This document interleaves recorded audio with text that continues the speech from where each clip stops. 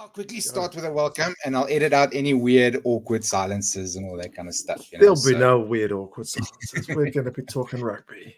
Yeah. Right. Welcome, everybody. As you can see, I've had no time to write a script this week because I was leveling up my Demon Hunter to level 40, and my kid had a massive fever. So I've roped in Mark from 2 Cents Rugby, who you all know, to talk rugby. What better thing, or rugby, as some of you might expect me to say. We've got the small matter of New Zealand visiting South Africa and playing at Ellis Park against my beloved Springboks. As you can see, we are both dressed for the occasion. And Mark, are you nervous? How's it going? It's kind of nice, actually, because we're the underdogs for this one. Yeah? It's a very different feeling. I don't want to say from usual, because going to South Africa is always a big deal. And now with the kind of format of it being 2 games in South Africa, this is the second time we've done this, I think. So yeah, it really feels like a big week coming up, and it's going to be a big week following that. But yeah, it's kind of, I don't want to say the expectations are low because they're high, but it feels like there's just a little bit of pressure off. Yeah. A little less than normal, you'd say. Not like a couple of years ago under Foster. Yeah, I mean, when it was that kind of Richie McCaw side, they were just expected to go and win every single game. If you didn't get, 6 from 6 in the rugby championship, it was, disaster. But nobody, I think, is expecting like the All Blacks to go and get two wins over against the Boks. I mean, I think if we got 1, we'd probably be pretty happy. What's the feeling like over in, as my dad calls it, Bokland? Well, the feeling is I hate it. I hate being the team that everyone expects to win, especially you against South Africans. Don't like being the favorites. You like being just a little bit under the radar, don't you? So you can tell people to shut it when you finally win. I'd rather be the team everyone expects. Like 2018 Wellington, that was the perfect day. Going in feeling terrible. So no, I do not enjoy being the team on the up, but luckily we've got a locking crisis. So that immediately gives us a little excuse if things go poorly. And the record in Ellis Park, I've seen the All Blacks play the Springboks 2013 and everything post that was in Gauteng. And I think I've only seen us win once.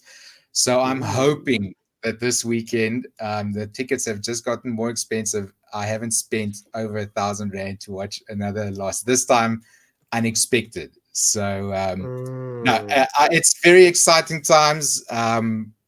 People are so keen for the game. Tickets are worth double what they would have been a few months ago. Everyone just wants to get to the stadium. Yeah, the prices are genuinely gone up. Yeah, no, if you're trying to buy something, the tickets are sold out. So the only way to get now is through some, dark web means, and people can basically charge what they want to. The city of Joburg has fixed train stations just to get people to the game. Stuff that's never happened before is happening just to get this test going. It's exciting times.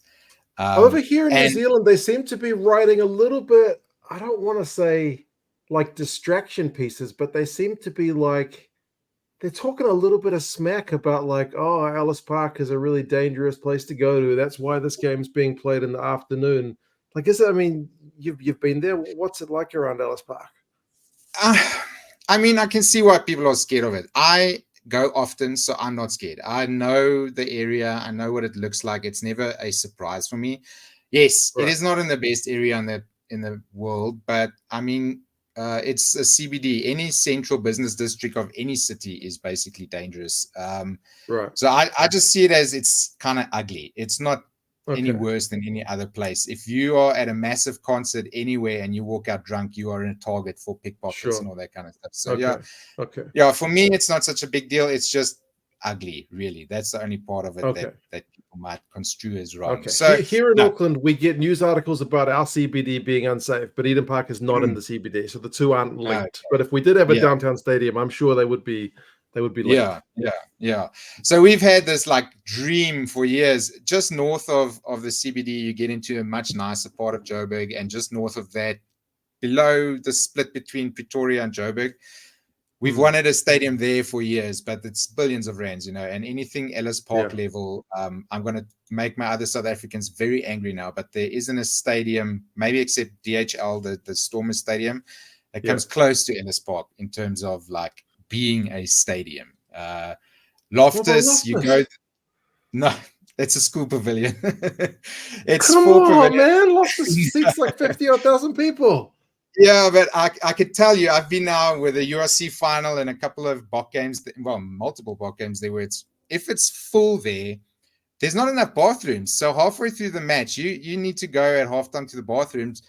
The women are using the men's bathrooms because their bathrooms are too full. There aren't enough bathrooms. So there's just like this unspoken rule where you don't go that side of the bathroom. That's where the ladies go. And the men, you just have to stay in this side of the bathroom. I mean, that is not a international standard stadium. You never get that issue at Ellis Park. There's good in and out. The staircases are big. We have those little twirly walkway up things. So no, I think if you took Ellis Park and you could just plonk it anywhere else, you get more than 1,000 people there a weekend. Easy. Yeah. Okay. But we're here to talk about this. I don't know if you can see the team I've just put on the screen. I've only just seen it as I kind of walked in the door because I only got home about 15 minutes ago. But how did it go? Did you clear a 14B?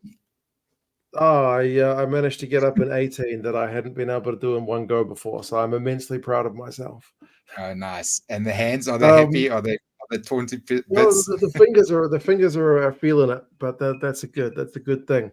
I saw there were rumors in the week about Big Eben not being available and his name's not there. So I'm assuming that came to pass, that because I haven't seen like the press conference or like the team naming. So my first reaction is there's no Eben, but that was rumored, and there's no Willie. Yeah, the Eben thing we kind of knew about. There's back problems, but I did see a further press conference from Rassie who said no, he might still make it. They're going to make the final call tonight. But I don't know. I think maybe it's too late for that. I would say pessimistically, no, he's out. And like you say, no Willie is a surprise for me as well. Is that just a pure selection decision? I think so. I'm not sure if he's hurt. I haven't heard anything of him being hurt. So they usually would have mentioned it. Yeah. And maybe it's just a question of, okay, we really need to start putting younger guys into high pressure situations. And they have definitely thrown their weight behind Apulele Fassi. So maybe it's a case of put them on the big stage, see if they sink or swim. And that's why Fassi is there. Maybe it's Tony Brown. Maybe Tony Brown's like, no, I want this guy. He's fast. I can use him. Willie's too slow. So, yeah, those are the two big calls for me. Other than that, the front row, Oxenchair, Bongi, France. How do you feel about that? Is New Zealand going to be able to handle that's to be expected. I mean, this current Springbok side, whether it's the first choice front row or the second choice front row, it's going to be tough, The All Blacks, if they can get parity at scrum time, if they're not kind of conceding penalties, I mean, the All Blacks front row is good as well. It's also very good. It's right. Who do you think would start against these guys if you had to guess? I know Bauer De Groot's not traveling because he's injured. So they've called in George Bauer into the squad, but I don't think he'll play. If he plays, I'll be pretty worried. So I think they'll probably start Samaiti Williams, who's a big, young loosehead prop, but he's like 140 plus kilos. So if there is a guy to kind of go toe-to-toe with Franz Malherbe for 40, 50 minutes, it's probably him. I'll be keen to see how he goes at altitude, though, because he is a large human. And Super Rugby, and I think he can play 60 minutes, but this is altitude, this is Test Rugby, so maybe. And he's one of the guys who've never been in South Africa, right? I don't remember. That's right. He's never been in South Africa, so this will be this new generation of coming through, kind of new All Blacks. These are guys who've just genuinely never played a game in South Africa, so it's something totally different. But yeah, I mean, as I said, the All Blacks front row is good, but as long as they can get parity, I think they'll be okay.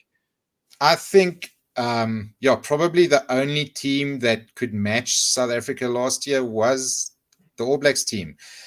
This is the only pack I think in World Rugby that the Boks maybe fear or something like that. They kind of see any other pack as, no, we can take them. But the All Blacks, like you say, they were the only team last year that we couldn't just push over for penalties. We couldn't milk penalties. So, yeah, I would say if you have your best guys fit, and Tamaita Williams, who I rate very highly as well, I think you could probably have parity on that front row. Who would be hooker though? Yeah, would it be Taylor? I think it's probably going to be Taylor. I was just going to say, I think the Springboks front row gets a little bit more hyped up because that's the kind of DNA of South African rugby. So the All Blacks front row maybe gets a little bit less hype, whereas the All Blacks outside backs probably get a little bit more hype because traditionally that's been our thing. But I mean, the Springboks outside backs are maybe a little bit undervalued, just because people focus more on the forwards. But both sides, I think, have got a lot of both power and X factor in both. Yeah. But I think they go with Taylor. I don't think they would for such a big game. I don't think they would chuck Almur or like George Bell in there. They don't have the experience. Yeah, and I think the Boks would definitely go after younger hookers at line out to try and unsettle them. Speaking of line outs, it's been no secret that every lock in South Africa is broken. Every door is open. No one can secure any goods. And we've got Pieter Steff and Ruan Nokia starting at 4 and 5. So that is definitely... Is Elric Lowe covering lock? I guess Ben Jason Dixon as well. If anyone goes down, Ben Jason Dixon moves into the second row, yeah? Yeah, Ulrich has played lock at the Bulls as well. So I think it would be I don't know if Ulrich, he might come on as a lock, I think, if you take off Nokia, but he's got the engine, so... I wouldn't even know who you take off, because usually Pieter Steff goes the full 80 as well. So who would you even take off? Maybe Jasper, and then I don't know. Yeah, it's a tough one, this one. Looking at that, you'd think they're probably planning on playing both the locks for the full 80 unless something happens. Yeah. Maybe they take Ben Jason off because he has been subbed before. Move Pieter Steff to 7 and put Ulrich at lock or something like that. For me, it's an issue of power because our scrum isn't obviously just the front three. The locks make a big difference. Especially. With no Eben there, it really does feel like we are lacking a bit in weight behind the props there. You guys have Sam Darry, the new up and comer, and who else would be packing down next to him? I mean, Scotty Barrett's supposed to be fit now, so I'll be assuming that he's going to be captaining the side. I mean, we'll be hoping as New Zealand fans that he stays on the field for the 8 minutes and doesn't get himself any color of card, because he's got a little bit of a reputation for that. But I think he's kept his nose clean pretty much since he's been All Blacks captain. So fingers crossed there. Darry's been impressive since he had a good Super Rugby season, and he's taken to Test rugby pretty well. But again, he's another one of these guys who hasn't played rugby in South Africa, so it's going to be a big challenge for him. It does make me feel a little bit better that he's not going to be up against the likes of an Etzebeth, but in my heart of hearts, I would still rather see Etzebeth playing because you still want to see the two best teams up that you can, right? Yeah, definitely. So I would say probably advantage New Zealand here, especially if we've got what's his name back, Mr. Naughty Barrett, the ugly Barrett as I call him. But there were talks about him playing blindside, so we'll see about that. Then Sia, Ben Jason, Jasper. Sia and Jasper, we know what they can do, both World Cup winners, both fit. Jasper having finally had a break, maybe not the way he would have liked it, but is that a big call to chuck him in first thing back? Like, he's had a wee bit of time off with suspension, to chuck him straight into the deep end against the All Blacks, or is that just the confidence in him? I think he can take it. He's not a guy who needs a lot of games to build up his form, because what does he do? He catches a ball and runs straight. So there's not a lot of, I think, nuance to get back into his game. Right. Maybe there might be a bit of speed at the ruck or at the back of a scrum, but no, I don't see that as an issue. I'm happy with him there. We've had the issue with Kwacha dropping balls off kickoffs, and Ulrich Lowe even dropped the ball. Since Vermeulen tried, right? You've lost that kind of guy that you can guarantee is just going to catch every single kickoff. Yeah. Just that man you can trust with a big IQ in the game. I'm just glad Jasper has built up a bit of caps now. He actually, he unseated Vermeulen for a while. So towards the end of it, just he's our Barrett. Hopefully he also keeps his head clean. Maybe the two of them will be going at each other. That would be something to see. Who's more likely to get a card, Jasper or Scotty Barrett? Yeah. So for you guys, who's your back row? You're still looking for the replacements of. There's a bit of talk that Sam Cane might get the nod to start with this one because of the World Cup final, giving him a chance for redemption, and just wanting a guy who has that kind of hard edge, maybe that some of the other guys lack. I mean, the guy broke his neck in South Africa, for God's sake. So if there's anyone who's, as hard as nails to take on a big South African pack, it's probably Sam Cane. But that'd be a big call because the preferred guy for Razor thus far has been Papali'i.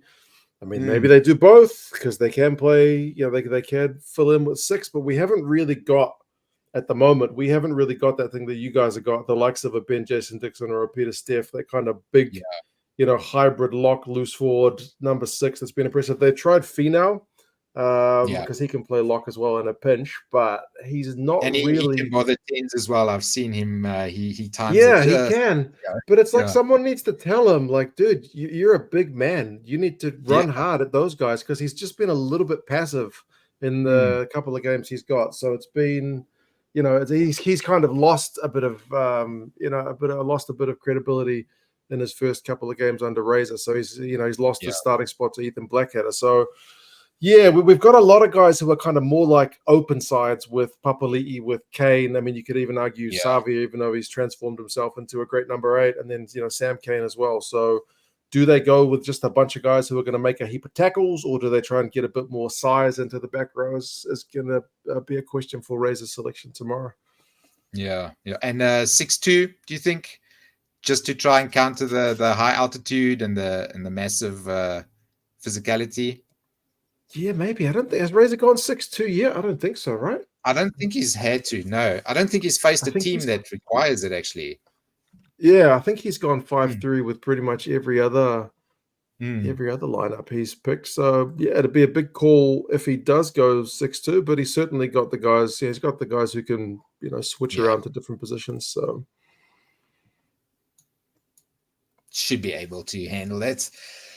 Then on the bench, we've got for the pack, Marks, obviously, speaks for itself. I'm so happy he's back.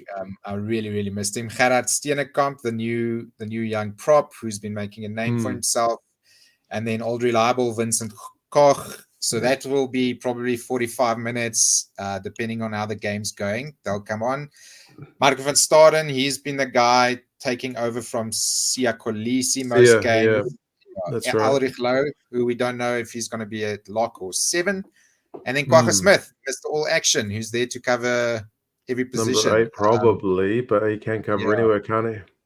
Yeah. So I'm looking for a 45 minutes in, just bring on all 6 at the same time. It works so well at Twickenham, just that wow factor.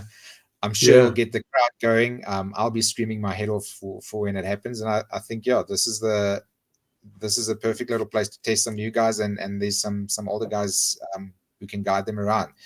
So I think the starting pack is just 2 young guys, Nortje and Dixon. And then on the bench, we've got everyone's pretty well experienced except Lowe and maybe Steenekamp. So I think if you look at it, it's looking good. Yeah. Russie's proved to be he's pretty adept at managing the bench well. He gets more impact from the bench than I feel like a lot of other coaches. Like a lot of other coaches seem to they don't really seem to go into the game with a different plan about what they're going to do with the bench. It's kind of a bit more reactive. Like if the scrum's under pressure, they bring on a couple of props. It almost feels like a set script where you just say, okay, 54 minutes, this guy, 55 minutes, this guy. And it's like that every single game. I actually know that in Stellenbosch, there is a university and they do specific research for rugby. They are tasked by SARU. We need you guys to do a research paper on this. And you can actually go find them online when you do research papers. And it's the craziest things they do. They do things like, what is the impact of changing 4 guys at this number of minutes? And then they'll go through games all over the world where they can find those minutes, and they'll put the data together.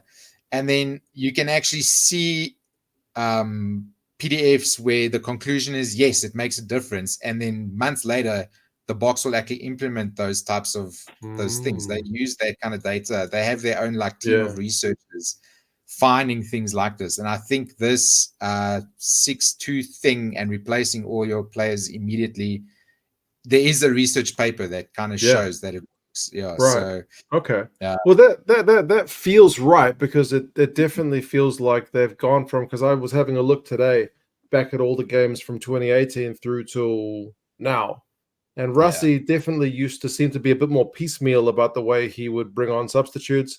It almost felt like he had a really good starting 15, and he was a little bit hesitant to bring on guys like, Sikkim Buzanoche, or like Elton Yankees back in the day, Herschel Yankees. Like, he didn't really want to pull Faf de Klerk kind of thing. He would just maybe give them a few minutes in. It's been a total turnaround to nowadays, when you will see 5 guys come on at the same time, because that's the plan. Or things aren't looking peachy in the first half, they'll pull the trigger and just let's just bring on a whole new front row. So that seems to be like something that I feel like a lot of other coaches haven't quite picked up on just yet. There's that stigma still where it's like, he's been hooked, oh my goodness, Marnie's career's over, he was hooked at 35 minutes. But the Boks are just, or Rusty and those guys are just like, it's not working, change it. We'll use him for something else later. And I think even the players understand now, no, don't worry about it. I wasn't being useful. It's for the team, which is a nice change. I think it's pragmatic, right? Yeah. What do you think about the back line? I mean, the back line. What do you think about the back line? Sasha, the chosen one. So 2014, when I saw Pat Lambie kick that late goal against the All Blacks, the only one I've seen us win, there was a young fly half starting that day, Mr. Pollard. He started against the All Blacks in that day. I think that was his first start. It could have been, I think it was 2014. So I'm hoping for the similar situation, a young fly half, big raps on him, carrying the world on his shoulders, and then he shows everyone, yes, he's made for this. A few of us South Africans are calling him an industry plant, because he's too clean cut. He's too good at media. He's never shy about talking on camera, even when he was 13 years old. There's video. I saw that video of him when he's 13. That is insane. What kind of 13-year-old? What were you doing when you were 13? You weren't giving speeches like that. No, I was not. I would have been standing at the back of the group. No, you do it. So no, this boy, you can see he's brimming with confidence. Absolutely. Even the way he stands with his hands at his side every time, like he's a little Superman, always front of class, head boy material. So no, I'm very happy, and we're having Kobus and Damien next to him is what you want. You want your old heads, to help you. I'm actually I've had an issue with Kobus. I would actually start Grant ahead of Kobus Reinach, because Kobus's kicks are sometimes a bit inaccurate. There's always one that goes straight up in the air, and then your entire team's offside. So against the All Blacks, you can't do that. So I'll be watching Kobus's kicking, and then Sasha, he's not scared of defending. I'm sure the All Blacks will send a few guys down his channel. And just the way he can work with Damien and Jesse and those guys, I'm very excited for it. I think you guys have got us in the midfield, though. Damien and Jesse right now is just such a peach of a midfield combo, whereas the All Blacks are still trying to work out, is Rico still material for 13? There's rumors that that's the reason, Leon McDonald was so, perturbed by what was going on with the selections, like the fact that they dropped him for a game and they put him on the wing towards the end of a game. Is ALB our starting guy? We've got this guy, Billy Proctor, who's been fantastic at Super Rugby level, but he's got one cap, and that was against Fiji. Then Jordy at 12, has he worked? He was in such great form last year, so I would think he had a period as well where we looked at him like Sasha for you guys, was just like, finally we've got this guy playing where he's supposed to be playing. and he's just doing everything right. Whereas now, like, he's getting, questioned, is he the right guy? He doesn't get enough go forward ball from his carries. Sometimes his decision making's a bit off. You know what I mean? I wonder if that's a symptom of your 10. He's had, when he looked the best, I was going to ask you about Richie. Is this All Black side the one we should truly be thinking this is the team for the next 4 years, or there is a element of, no, just hold the spot open for Richie. Just get through this year. And once he's back, you'll really see what this All Black side can do. Yeah, I've no doubt if Richie was available, Razor would play him in a heartbeat. Like, he's giving Damian McKenzie the vote of confidence because the guy has been with the All Blacks for donkey's years now, but he's mainly been in the 23 jumper, or he's been fullback. I think he played like 4 games or something at 10 in the All Blacks prior to this campaign, where he's actually got a decent run at 10. And I mean, he might genuinely get a lot better. Like, there's other players we've seen get a chance at a certain position, and they don't start out fantastic, and 10 is the one that gets so much spotlight on it. So he may genuinely, take it to another level, or this might be his ceiling and kind of where he's at. He's a little bit erratic. He's, sometimes decision making can be a bit off. Sometimes the kicking game can be a bit off, but he's a talented guy. But if Richie was available, Razor's playing him 100%. Yeah, I'm of the opinion that we are just seeing the All Blacks at 60% of their ability. If Richie is there, the man is so good. I have no doubt that even guys like Jordie Barrett would look better with Richie there. So I'm almost happy that he's not playing this weekend. I paid for this ticket. So, I've never actually seen us beat him maybe live. So no, I'm happy Damian's starting, because he can get rattled by the rush. That's one of the big things I think McKenzie struggles with is the big rush defense. And then centers. I don't know why you guys just don't pick Anton Leonard-Brown at 13. Just, the man is so good. He is. I think he's a victim of his own versatility, because he's so adept at playing 12 and 13. He's never really been like a Conrad Smith, who's just been like, I am a 13. That is my position. If you pick me, you pick me. He's just so versatile that he's either 12, he's 13, or he's like 22. So it's been a hard one, because he's another guy who's been around for donkey's years as well. But he is the quintessential midfielder, isn't he? So No, I would have him. So and just put Rico on the bench. He could cover wing and center, maybe even fullback in a pinch if he really wants to. And then the back three. This is maybe one of the coolest back threes. Kurtley Arendse, that is such a back three. Oh my and god! Aphelele Fassi. Please tell everyone you talk to. It's not Aphelele. It's Aphelele Fassi. It's not Aphelele. Okay. Yeah. Okay. What a back three. You can tell they are asking the opponent, kick on us, please. We'll quite happily run it back to you. We're short guys, just kick on us, when they're actually all pretty good in the air.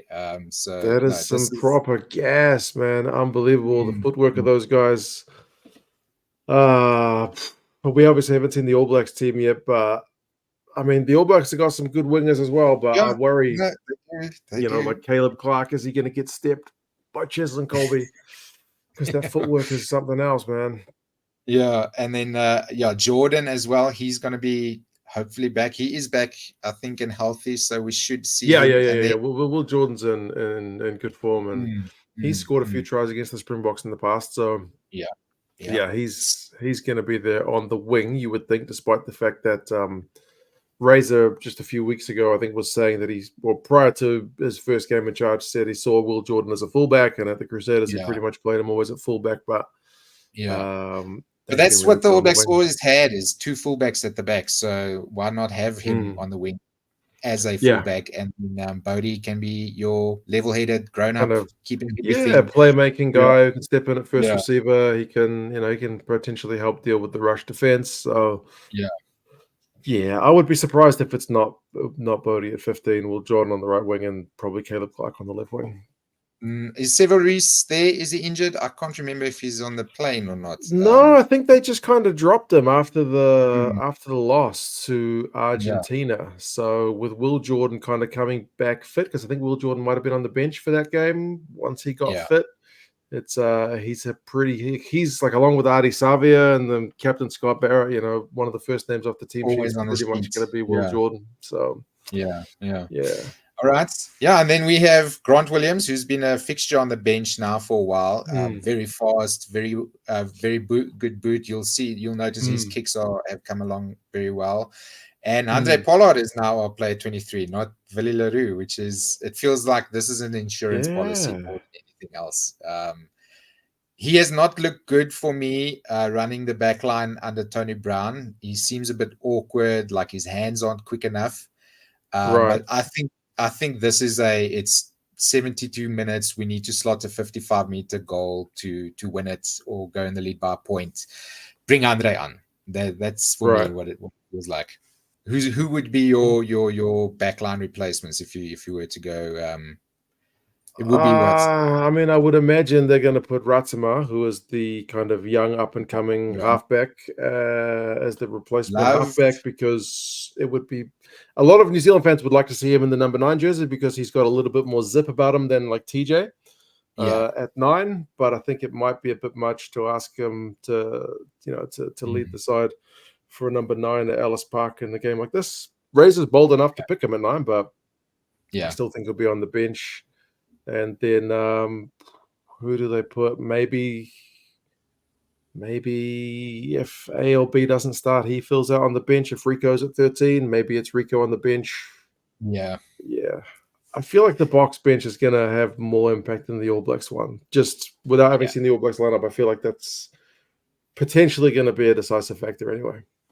Yeah, I think that's probably what Rassi's especially hoping for as well. We've always run out of gas against you guys at Ellis Park. Now, with us having basically perfected the 6-2 big replacement thing at halftime, I think that's going to be what we're looking for. Probably a nice all 6 guys at the same time kind of thing for that psychological blow as well. And then, hopefully I have a good day on Saturday. I'm very scared. Going there and seeing I've lost so many times at Ellis Park, and then it's such a weird thing because I mean I live here in Auckland, so every All Blacks game I go to is at Eden Park, so we just always win. It's when I'm a Blues fan that I go there feeling like you, and that I'm pretty much sure we're always going to lose because up until it's the exact opposite for me. Yeah, the Lions, they tend to win at Ellis Park. In the Box, I think we've got like a 3 out of 6 record there against you guys in the last few years. So no. I hate it. I hate going there. It's always so expensive, and then come home. That silence driving home is the worst. We just want to talk about the ref, but you've told yourself you won't. That kind of stuff. Yeah. And then there's been a bit of news I just wanted to ask you about. Felix Jones and Leon McDonald. It's the culling of the assistant coaches. Reports from both those camps that those guys were both just not happy in their roles. I can't help but wonder with Leon McDonald because I was surprised he took the assistant's role. I know the All Blacks is a big job even as assistant, but he'd been the head coach of the Blues for a number of years. It's a big step to go from being the boss to working for somebody else. You know what I mean? When you've had the final say, it's just. Despite the fact that the All Blacks are such a big call, some guys can do it. I don't know. I mean, as I said, there's all kind of rumors about why. Maybe is he the one getting the blame for the All Blacks' kind of lackluster attack against England and then in that Argentina game? Is it the fact that they're not picking the Blues guys that Leon knows that well? I don't know. I'm sure he was a Crusader, but about it. Maybe he's moved over to Auckland now, and he can't handle working with Razor, who's a Crusader. So maybe. I wouldn't. If he was the attack coach, you would have to ask questions because the All Blacks have not looked as good as they have, and maybe this is just a new type of management where if things don't work, the trigger gets pulled quickly. Maybe that's the call. And then Felix Jones, who we all in South Africa love dearly, he's now left for sure. Borthwick's camp after Aled Walters as well. So with him, it just sounds like he wasn't happy. Maybe the whole Aled Walters thing made it a bit worse. And who knows, maybe an Irishman he cannot stand English people for that long and he had to get out. Yeah, that could well be. Yeah, it'll be interesting to see where these guys end up. You know what I mean? Yeah. Like if they had some kind of carrot dangled in front of them, which enticed them to call it quits. But I think it's definitely better that it happens. You know, you'd rather it happen Sooner now than later. than a Yeah. few months out from a World Cup kind of thing. So This is the yeah, silly season. Yeah, anyways, it's everyone's on a hangover. We are still drunk from the World Cup. So yeah, yeah, that's do it right. now rather than later. But I'm still I getting think through we've my gotten bottle of through this everything. stuff. I've Holy almost crap. finished it. Yeah, still got a little bit left. Nice. Okay. Yeah. So you're gonna I want to see a little bit of that on stream on Saturday when you watch the game. Yeah. I've been nursing it tonight, so that's my reward for my rock climbing. Okay. How did that go? How you said you've got your 18 under the belt now. Yeah, I'm still very bad. I'm still very Hmm. bad at it, but Where I'm did you less find bad than I shoes that used to fit be. your feet? Because I I know know. I know. I used to do rock climbing, and those shoes are terrible. They hurt so much. Yes. It's years of pain. Yeah, that's right. It's part Yeah. of it. But do you have a prediction for the game? Can you bring yourself Uh, to predict the box, or do you still want to kind of just not trying to jinx it? I hate predicting rugby games because it's Yeah, terrible. I'm always bad at it. It's me as the well. most clear way of showing that someone doesn't know what they're talking about or something like that. So I would think the box should take this just purely based on maturity Yeah, and lack of like churn of players and coaches and all that stuff. yeah. Which would make it hurt a lot more if we lose. And the All Mm, Blacks, it's a different thing. The All Blacks can look terrible, and then once they come up against those guys in green, they grow another arm and a leg. Last year, mm, Mount Smart was such a slap in the face. It was really, really tough to to watch that happening to us. And I think the last time we went into a game against the All Blacks so puffed up and good, we were in Albany that weekend. So oh no, it won't be that bad. It will never be that bad, no. hopefully, again. But yeah, I think the Box should win this. It should be a good day at Ellis Park. Sorry to say, Mark, you guys are just not there yet, especially on the bench, Yeah, I think, as you said. Yeah. And yourself, yeah. If I had to pick, I would say probably the box by like 1 to 12. But if the All Blacks did manage to pull something out and squeak a win, it wouldn't like shock me. Like either way, yeah, this game being a win for either side is not going to be shocking. I would be shocked that if it's an absolute blowout. Like if it's a yeah, reverse Albany and you guys beat us by 30, 40 points, I will be genuinely, quite that would surprised. be like, insane. I doubt it would happen. I think, like thinking about when was it, 2022, we played you guys at Ellis Park after that Mbombela thing. Yeah, I that was the was Fozzie save Fozzie's job game. Yeah, well, we have this thing. My wife hates it. I always tell her we're gonna have a braai this weekend, and she's like, "Is it a Nice. rugby braai?" I'm like, "No, honey, it's not a rugby braai." Because what happens is at a rugby braai is you have your braai outside, you have your giant TV Yep. just through the sliding door inside the house, and Okay. over the day, all the men disappear from outside, and before you know it, they're all in the lounge around the TV. The meat's Watching the burning game, right. outside. Yeah, watching the game, and all the girls are like, "What's happening? When are we eating?" And Right. with Okay. with that Ellis Park game, I had told her, "Okay, we are doing a rugby braai, so just be warned already."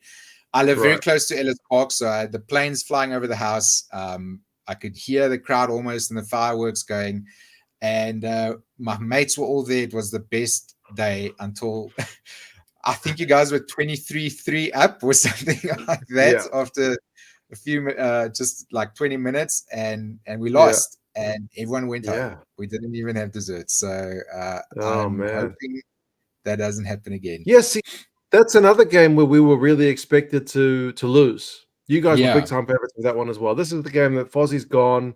We got yeah. no chance. We'd been well Nail in the beaten the week coffin. before. No, Yeah, yeah, nail in the coffin, basically. Not Russie, freaking Razor had already been like he'd spoken to New Zealand Rugby, he'd signed a yeah, pre-contract agreement. As soon as they lost, it was going to be game over. But yeah, yeah. we managed to win that one. So yeah, I That's don't why. Yeah, think you you can can never write you write guys the off. ABs off. Eh? That's Yeah, it. never, never, never. That's it. But thank you for the chat. That was a lot of fun. No, bro, Thank it's you been good. for It's been good. stepping in because I was so lazy to write a script this week. There was no rugby on except for the Curry Cup and the NPC and the Pacific Nations Cup and like probably 20 other Japan games. beat Canada. Yeah, finally Eddie's got to win. Yeah, good for So, Eddie. yeah. Second we can get him. Yeah, and here the Currie Cup's going well. The Lions are winning. We're second on the log, just behind the Bulls. I see Auckland's having a tough time. Sorry to We're hear none it. from 3, so we don't talk about that. Yeah. And Tony, he's not Auckland, right? He's He's North Harbour. He's the Albany side. Yeah. Are they doing all right, or are they also? No, they're also doing badly. Okay, so I told Jamie Wall, the reporter from NZ, what is it, RNZ or something. I told him, it would be pretty cool if the best Currie Cup teams could play the best NPC teams, and we could call it like, I don't know, Super Rugby or something like that. Yeah, wouldn't that what be a great cool? idea. Wonder if that would work. The travel might be a problem. Yeah, I think you'd have to probably host it in one country every couple of years or something like that, just like the All Blacks in the box. Yeah. That's all right, but anyways, thanks, Mark. I'll chat to you again, and good luck. Good to catch up, man. Thank you for having me. Take care. Bye-bye.